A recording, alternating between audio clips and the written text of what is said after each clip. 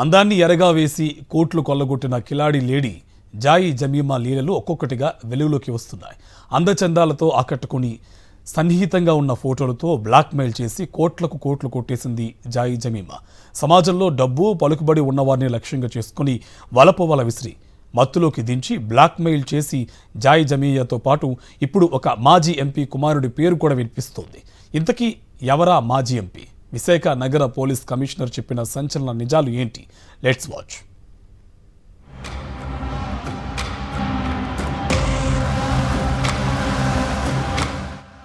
ఏపీలో సంచలనం రేపిన Visakha honey trap కేసులో కొత్త క్యారెక్టర్లు బయటపడుతున్నాయి. హనీ ట్రాప్ తో కోట్లు కొల్లగొట్టిన జాయి జమీమా వెనుక పెద్ద గ్యాంగ్ ఉన్నట్లు తెలుస్తోంది. తాజాగా ఈ వ్యవహారంలో మాజీ ఎంపీ కుమారుడి పేరు ప్రముఖంగా వినిపిస్తోంది.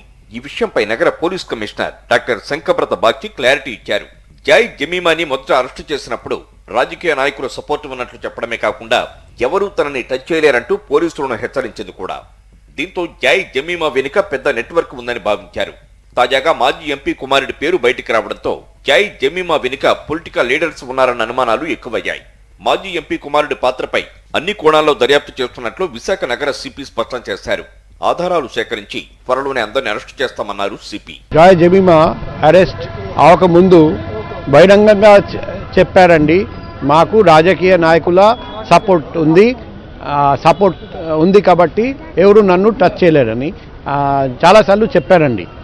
సో ఇప్పుడు కొందరు రాజకీయ నాయకులు ముందుకు వచ్చారని ఆ అలిగేషన్ నిజమని మాకు తెలుస్తుంది.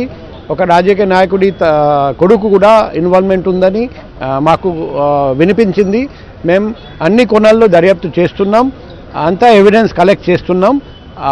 ఇంకా కొందరు మూటా సభ్యులు కూడా ఉన్నారని తెలిసింది, వాళ్ళ మీద కూడా ఎవిడెన్స్ సేకరిస్తున్నాం. త్వరలో 1 by 1 అందరినీ అరెస్ట్ చేస్తాం. జాయి జమీమాపై విశాఖలో 4 బాధితులు పలు పోలీస్ స్టేషన్లలో ఫిర్యాదులు చేశారు.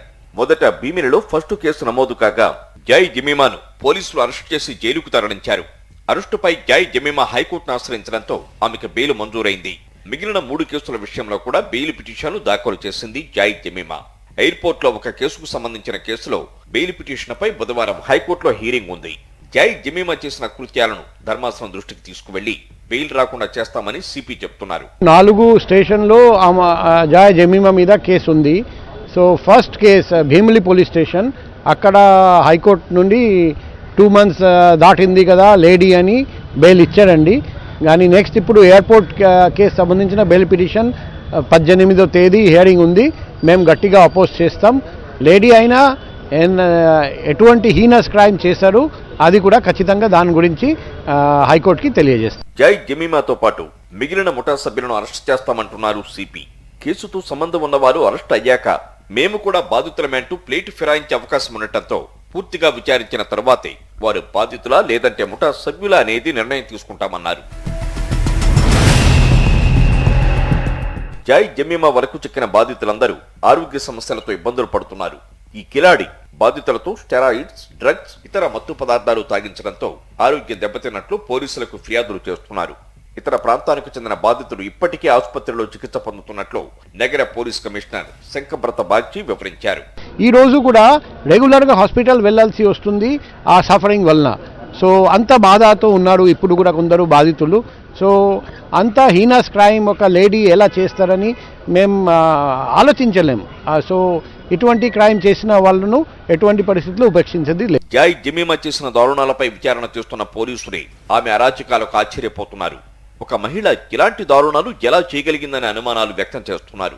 ఖచ్చితంగా జాయి జమీమా వెనుక పెద్ద నెట్వర్క్ ఉందని పోలీసులు అభిప్రాయపడుతున్నారు.